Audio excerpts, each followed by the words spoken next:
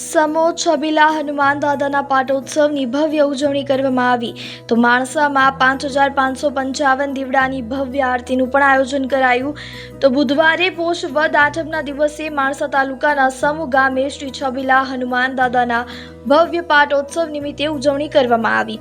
દર વર્ષની જેમ આ વર્ષે પણ દાદાનો પાટોત્સવ ઉજવાયો હતો। તો આ પાટોત્સવ પ્રસંગે અલગ અલગ કાર્યક્રમો યોજાયા હતા।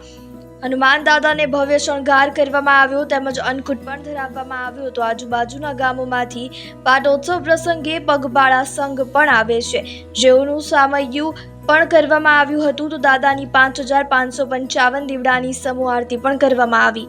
મંદિરના વહીવટી તંત્રના જણાવ્યા અનુસાર દર્શનાર્થે આવતા ભક્તો માટે ભોજનની પણ વ્યવસ્થા કરવામાં આવી હતી। તો મોટી સંખ્યામાં લાભાર્થીઓ દાદાના દર્શનાર્થે ઉમટ્યા હતા। તો વર્ષોથી ચાલી આવતી પરંપરા મુજબ પાટોત્સવના દિવસે તમામ લોકો પોતાના ધંધા રોજગાર પણ બંધ રાખે છે। જય શ્રી છબીલા હનુમાન દાદા। માણસા તાલુકાના સમૂહ ગામમાં દર વર્ષની જેમ પોષવદી આઠમ એટલે દાદાની આઠમ તરીકે ઓળખાય છે, એટલે કે દાદાનો પાટોત્સવ 1100 વર્ષ જૂનું મંદિર અહીંયા આવેલું છે। 11.5 ફૂટ દાદાની ઊંચી મૂર્તિ આવેલી છે।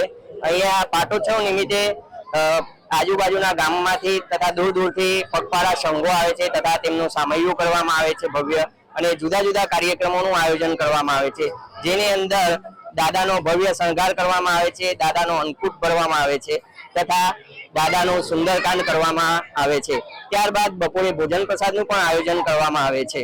રાત્રે સાંસ્કૃતિક કાર્યક્રમ યોજવામાં આવે છે તથા સાંજે એક ભવ્ય સમૂહ આરતીનું આયોજન 5555 દીવડાની સમૂહ આરતીનું એક ભવ્ય આયોજન કરવામાં આવે છે, જેમાં દરેક ભક્તો લાભ લે છે।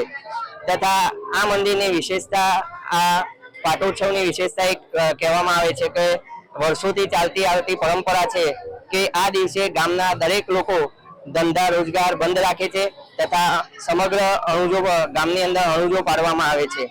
મંદિરની અંદર મંદિરની વિશેષતા તમને કહેવા માંગુ તો આ દાદાની એક અલૌકિક મૂર્તિ આવેલી છે, જેની અંદર આજુબાજુના ગામના લોકો તથા દૂર દૂરના લોકો શ્રદ્ધાથી આવે છે અને પોતાની માનતા રાખે છે। એટલે કે ફોરેન જવાની માનતા હોય તો દાદા અહીંયા વિજાવાળા દાદા તરીકે પણ ઓળખાય છે। અસાધ્ય રોગો પણ દાદા માનતા રાખવાથી તે દૂર થઈ જાય છે।